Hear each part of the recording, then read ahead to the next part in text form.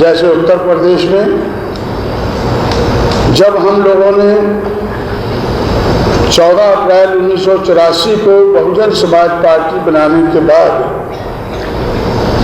11 महीने बाद मार्च 1985 को उत्तर प्रदेश का पहला चुनाव लड़ा, तो उस चुनाव में बहुजन समाज पार्टी को 2% वोट पड़ा।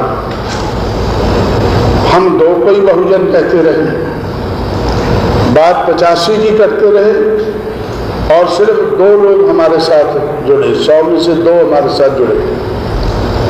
लेकिन 42 कांग्रेस के साथ रहे। मार्च 1985 में कांग्रेस पार्टी को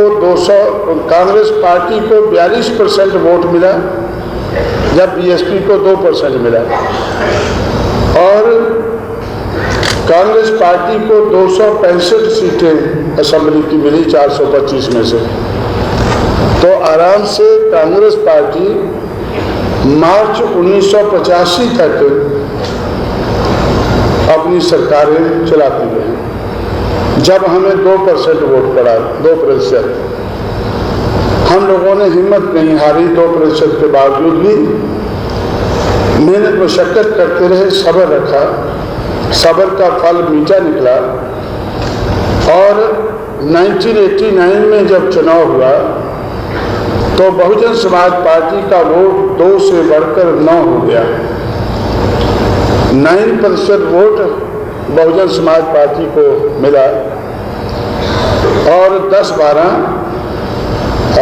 हम लोग MLA भी जीत गए 1989 में, और 2 मेंबर पार्लियामेंट भी जीत गए, एक मायावती और एक रामकिशन यादव। उत्तर प्रदेश से ये 2 मेंबर पार्लियामेंट जीत गए, 13-14 MLA जीते और 9% हमें वोट पड़ा। उसी हिसाब से कांग्रेस का थोड़ा सा वोट घटा और सीटें भी घटी। उसके बाद 1991 में हम लोगों ने चुनाव लड़ा। जिस भारतीय जनता पार्टी को 7.6% वोट पड़ा था 1989 में, उस भारतीय जनता पार्टी को 34% वोट पड़ा 1991 में। VP सिंह के साथ मिलकर, जनता दल के साथ मिलकर उन्होंने बहुत बढ़ावा हासिल किया। हम तो उनके साथ मिले नहीं, लेकिन जनता दल ने उनके साथ मिलकर चुनाव लड़ा। उसके कारण उनकी 2 से बढ़कर 88 पार्लियामेंट की सीटें वो जीते, 2 से बढ़कर 88 जीते, MLA भी काफ़ी बढ़े, और हमारा वोट 9% की बजाय 10% हो गया, ज़्यादा नहीं बढ़ा। भारतीय जनता पार्टी का 7.6 से बढ़कर उनका वोट 34 हो गया उत्तर प्रदेश में। उनका 34 होने के कारण कांग्रेस का काफ़ी नीचे आया। हमारा 89 में 9 हो गया था, 2 से बढ़कर 9, उससे कांग्रेस का घटा, और 9 से बढ़कर हमारा 10 हुआ, तो थोड़ा सा कांग्रेस का घटा होगा उसके कारण, लेकिन ज़्यादा घटा बीजेपी के कारण। जिस बीजेपी को जनता दल ने बढ़ावा दिया, उनके साथ मिलकर चुनाव लड़ा 89 में, तो वो बीजेपी ने राम मंदिर का इशू उठाकर बैकवर्ड और मोस्ट बैकवर्ड को साथ लेकर,